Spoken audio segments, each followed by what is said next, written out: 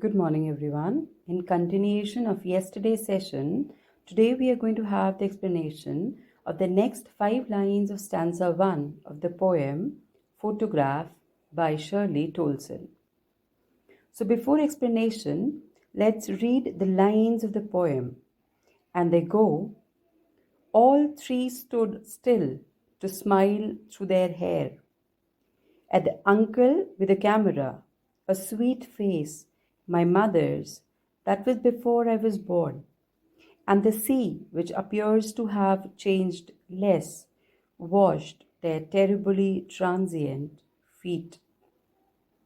In the above lines, we come to know that the photograph shows that all the three girls, that is, the poet's mother and both her cousin sisters, stood still with smile on their face.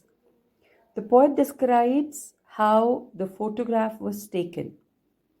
Perhaps the uncle who was clicking the picture had asked them to stop and pose. All the three girls left their wet hairs open and smiled at the camera.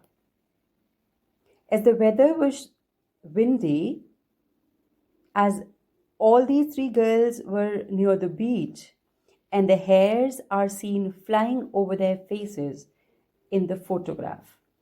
The expression on the face of girls is that of happiness and enjoyment. The poetess' attention is drawn towards her mother's face, which she describes as a sweet face.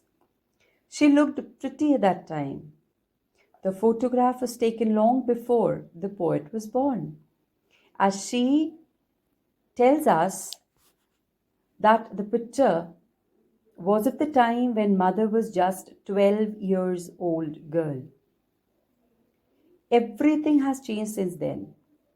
Poet's mother grew up and now she is dead.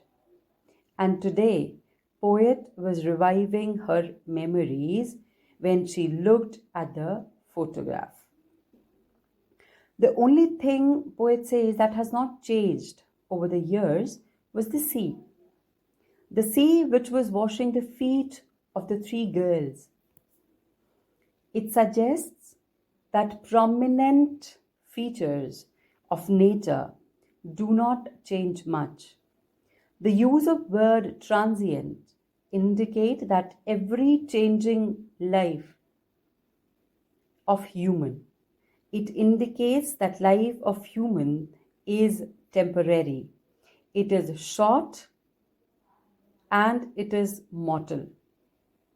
The use of word transient indicate the ever-changing life of human and his short stay in this world, in contrast to the eternity of nature.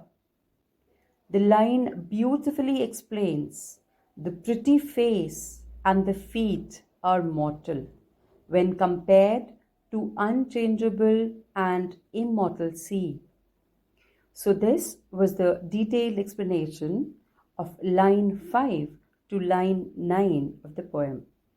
The last stanza will be discussed in the third session.